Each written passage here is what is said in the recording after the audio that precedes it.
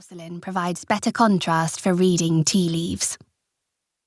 The kettle on the stove begins to whistle in earnest, a plume of steam billowing to the ceiling.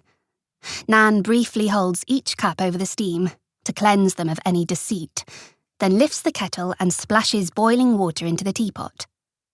Nan's teapot is the stuff of family legend. It's large enough to hold up to 10 cups, and it is truly the most hideous thing I've ever seen. It's pastel pink china in the shape of a soppy-looking cat's face. Huge baby blue cat eyes stare unblinking, fringed with curled, painted lashes.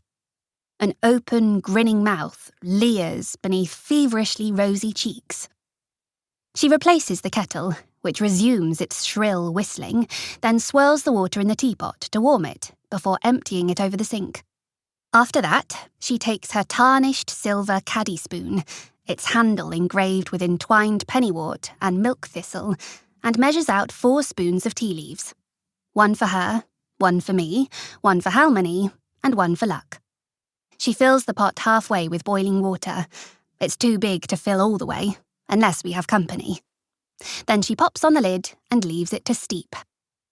"Now then," she says, smoothing the front of her tweed skirt, which flows neat and sombre over outrageously pink lycra leggings. "How you feelin', love?"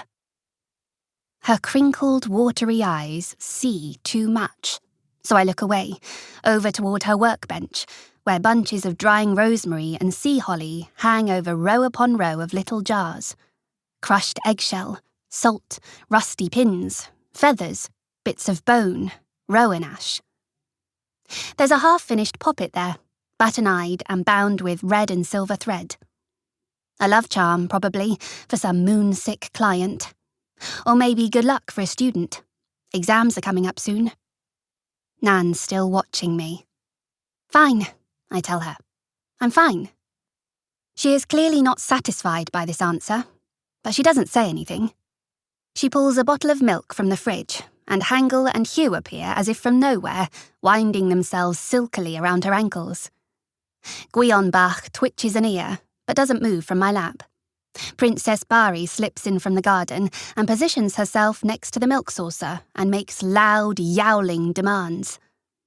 Nan bends creakily and splashes milk into the saucer, and Guionbach leaps heavily to the floor and pads over to join his siblings, his fat belly swaying below him like a furry pendulum. Nan carefully pours milk into the teacups. Milk goes in before tea to protect the drinker from any malicious contaminants that may have found their way into the tea caddy. Always whole milk, never skim or almond or, good people forbid, soy. Sugar, lemon and honey are strictly forbidden. Also banned from our house is Earl Grey, decaf, herbal teas for anything other than medicinal purposes, and those fancy charmed tea bags where the brew doesn't oversteep and the little paper tab never falls into the cup when you pour the water in. Nan does allow Halmony a canister of Hyunmi Nokcha, which I secretly prefer, but Halmony drinks mostly coffee anyway. The cat saucer is emptied, and Guionbach leaps back up to my lap and settles down, then decides I've gotten all out of shape again and rises to his feet to knead me back into position. Hangle and Hugh tumble out into the garden to chase mice, while Princess Bari cleans her whiskers and watches, aloof. "Are you ready for today?"